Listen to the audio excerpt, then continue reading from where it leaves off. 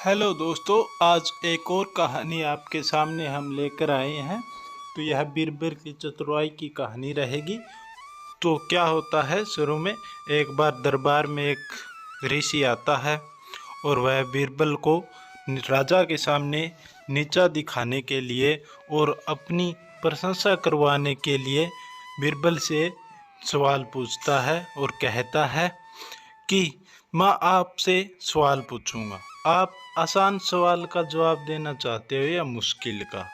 और आसान सवाल तो मैं तुमसे कितने पूछूंगा, 50 सवाल पूछूंगा।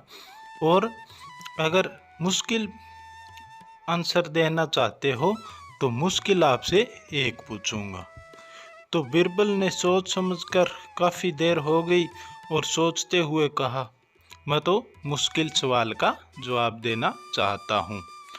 तो ऋषि सवाल करता है इसके बाद कि आप हमें यह बताओ, पहले मुर्गी आई थी या फिर पहले अंडा आया था।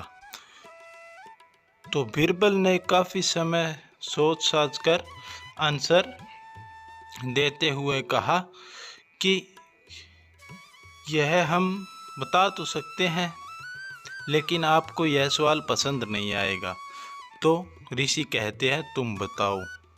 अकबर बीरबल के सामने देखता है और बीरबल पर विश्वास करता है कि बीरबल इस सवाल का जवाब बहुत आसानी से देगा। तो इसी के साथ बीरबल ने जवाब देते हुए कहा कि ऋषि साहब, पहले तो मुर्गी आई थी।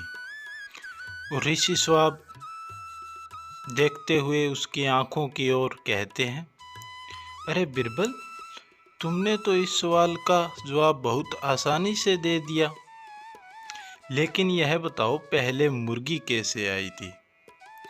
तो इसी का जवाब देते हुए बीरबल ने कहा कि ऋषि साहब, आपने एक सवाल पूछने को कहा था, लेकिन यह आपका दूसरा सवाल है, तो इसका उत्तर मैं देना उचित नहीं समझता। आपका सवाल का पहले वाले का हमने आंसर दे दिया है।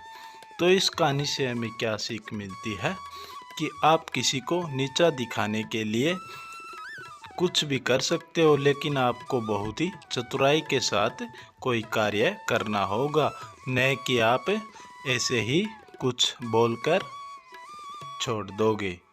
ठीक है दोस्तों।